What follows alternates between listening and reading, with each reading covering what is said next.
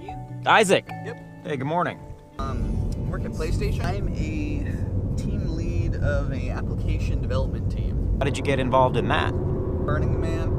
What games are cool in your mind? The media doesn't really portray it that way. They just see the party aspect.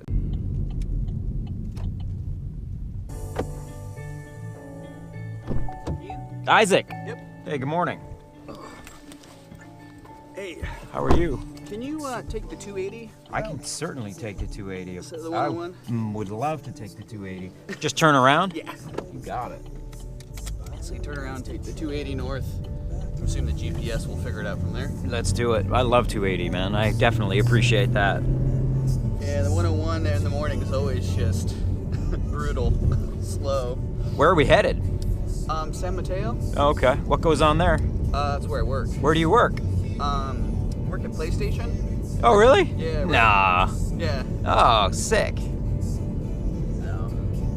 What do you do? I'm a team lead of a application development team. So Okay. we develop internal tools for the game studios, the first-party game studios for PlayStation. To help them make the games. Yeah. Yeah.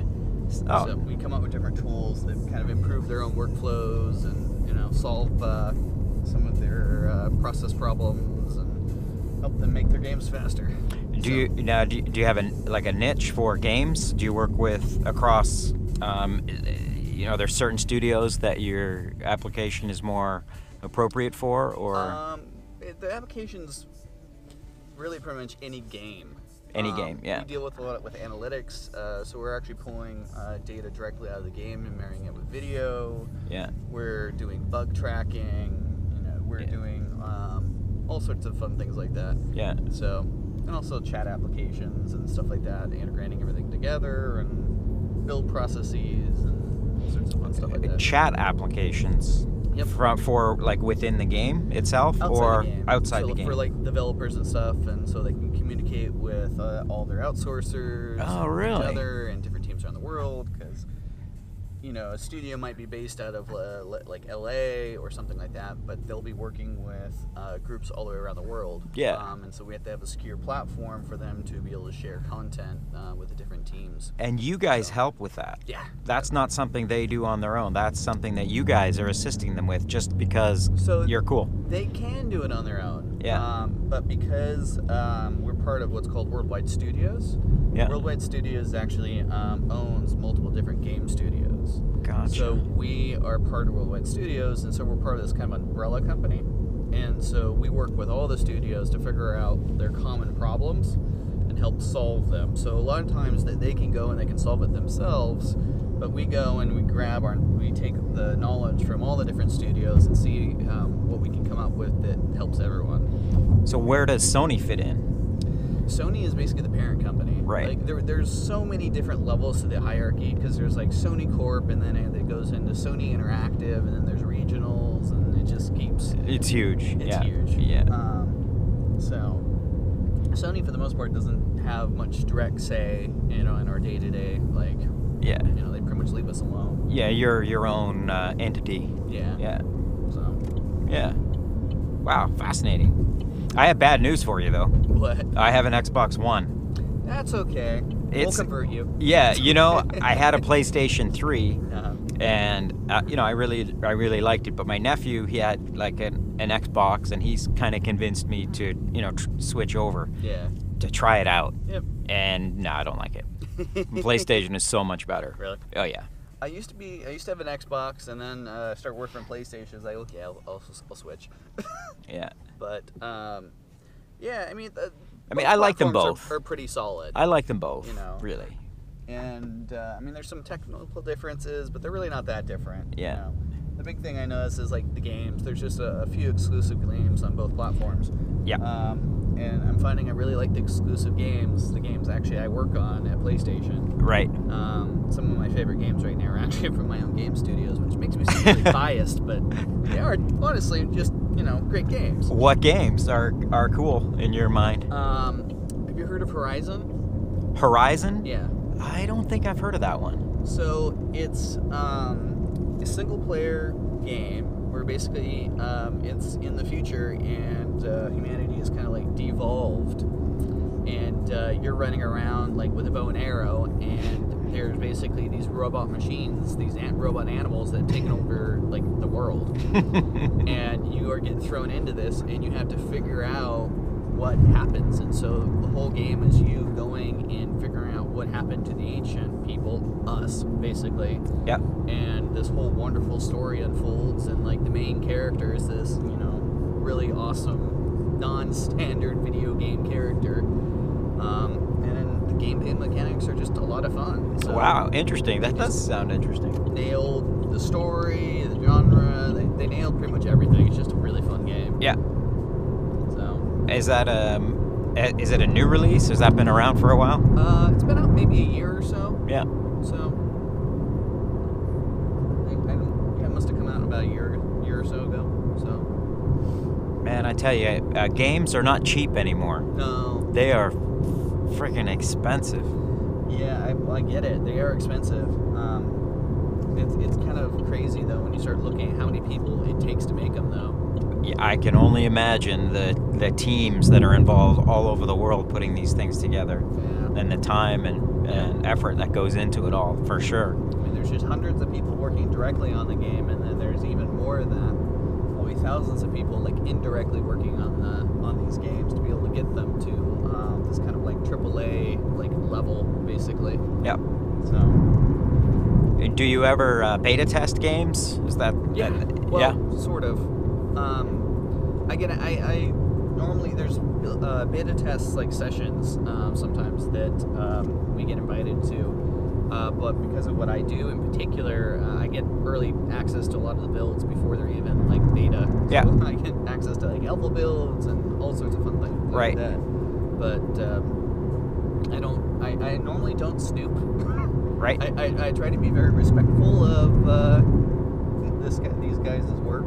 For sure. Because, you know, you don't want to be necessarily talking about like an alpha build or something like that, you know, because that's very, very early in the, you know, game development. There might be stuff you see there that like you never see in the real game. Right. So No, for sure. Yeah. Yeah, cool, man. That sounds like a really fascinating job. How did you get involved in that? Burning Man. What? Okay, this has to be a bit of a story. I used to be I was part of a village at Burning Man for like 4 years. A village? A village of 400 people. What does that mean? We would go out there and we would build. We recreated a section of New Orleans, the French Quarter. Yep. 72 feet long, 2 stories tall, made out of Costco pallet racks. Oh my god. And then we filled it with 18 different individual kind of like businesses. So like one year I ran a bakery, and we made like 700 beignets, 3,000 cookies, 3 wedding cakes, and 2 birthday cakes in the middle of the desert. Right, we're in the desert here in Right. Burning Man. Okay. I did bars. I helped build the whole thing. I was really heavily involved in that. Okay. And I met a good friend there, and at one point I was in LA. I was looking for a new job, and happened to tell my friend that I was looking for a new job, and she was like, "Yeah, my boss is looking for someone like you." I'm like, "Really? All right." And then I call up her boss, and then a month later I'm working on PlayStation. Wow. Burning Man. Yeah. You know, I haven't been. Maybe I'm going to go now. And Burning Man had quite the impact on my life. That's fascinating. It's like a very intense experience. You know. I have, you know, I think I've seen maybe like YouTube videos or something of Burning Man, but you know, I've never really been.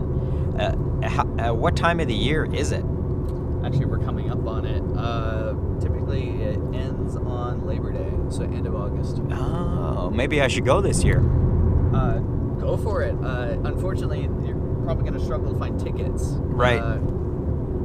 Even when I was going, it was getting difficult to get tickets because of how popular it was. Yeah. Like it had gone from, it had kind of hit this major growth spurt, and that was when I was like, the crowd's changing a little bit, and I actually haven't been back since. Oh, okay. And I just didn't like the new people kind of coming in, because it used to be like when I first started, it was very much kind of this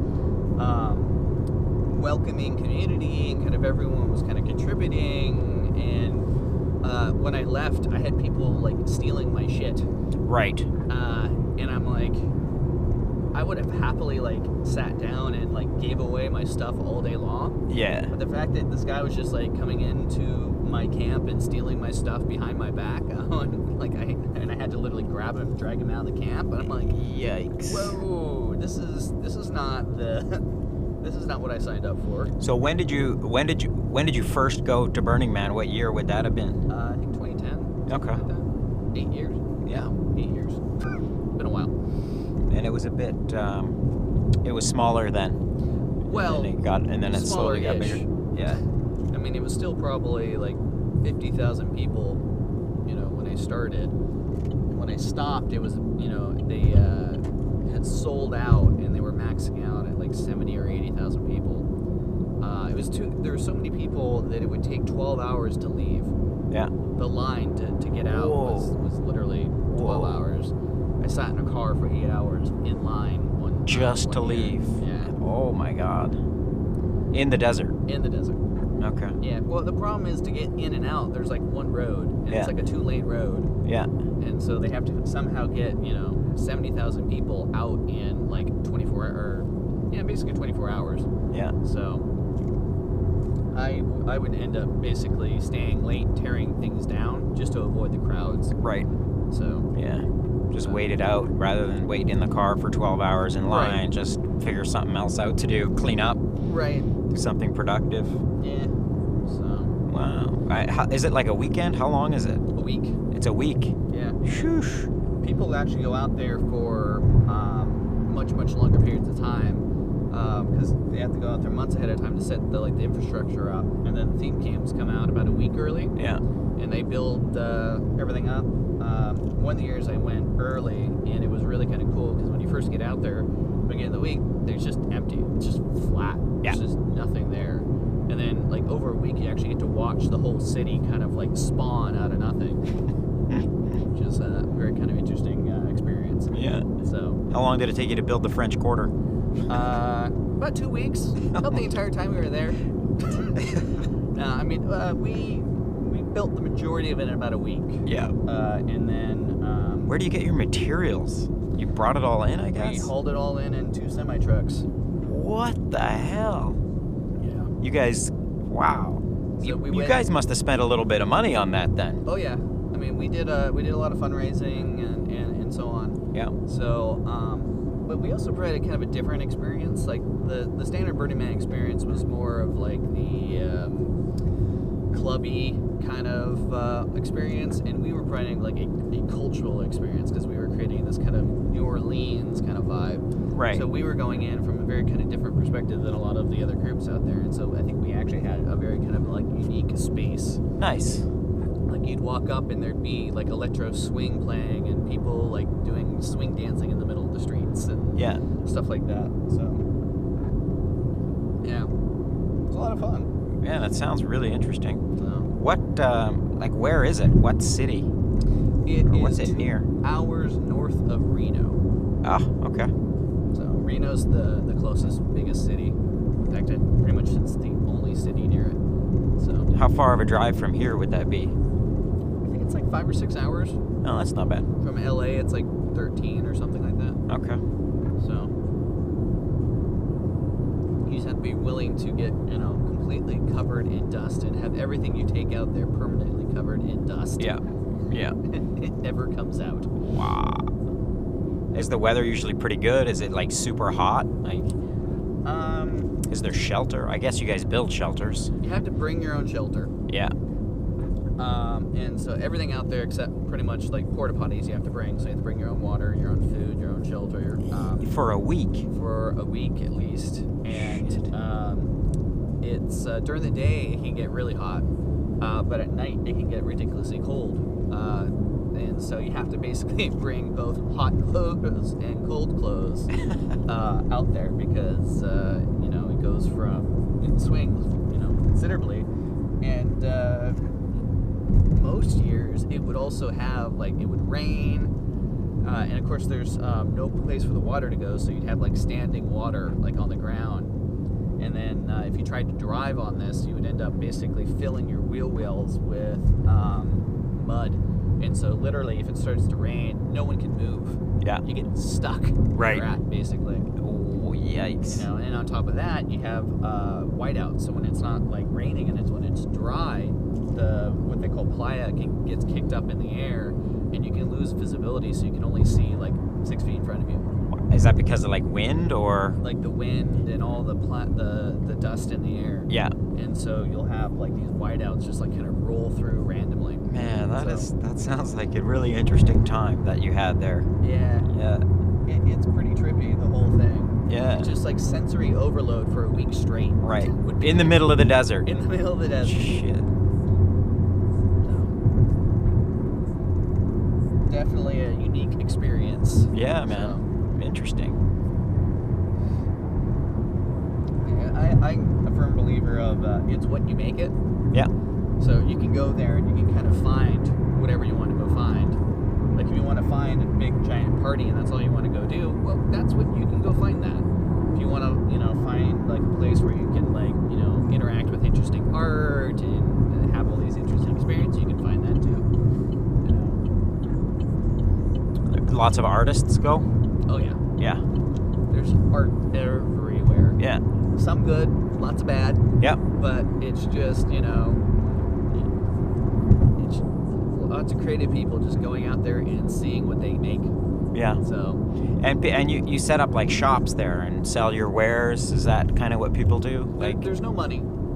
There's absolutely no changing of money except for like coffee. I think coffee and ice is the only thing that they sell out there. Right. So everything you do is based around either kind of giving it away or trading or bartering or something like that. So like we would go out there and like the way I ran the bakery was basically we will provide the infrastructure. So Yep. we hauled all of the ovens, the refrigerator, all the things we needed to actually run the kitchen. We got actually inspected by the Nevada State Health Board, so we were approved for temporary distribution of food. Yep. And then basically we told everyone that if you want to cook here, you have to bring your own materials. Right. So everyone would come and bring their own stuff, cook it, and then we'd actually just go and give it away to people. And so it was kind of a way we could kind of give back and people could do something interesting out there. So, it's a lot of like giving and participation and stuff like that. That at least that's what I kind of enjoy is like those interactive like experiences. It sounds like a really interesting cultural experience. Yeah. Yeah. Well, at least my experience was. Like I know people have very, very different Sure. experiences out there. Sure. I can imagine. Yeah. Yeah. So, like I said, it's kind of like what you want to go find. Yeah. So, and I don't think the media doesn't really portray it that way. They just see the party aspect. It's like they just hear all the party stories, which it's out there. You can't get away from it. But Yeah, it sounds like there's a cultural experience to be had there, and there's some value to be had out there. Yeah, if you're looking for it. Oh, I think so. I think for me personally, it helped me learn a lot about myself and like how I interact with the world, and it led to me working at PlayStation.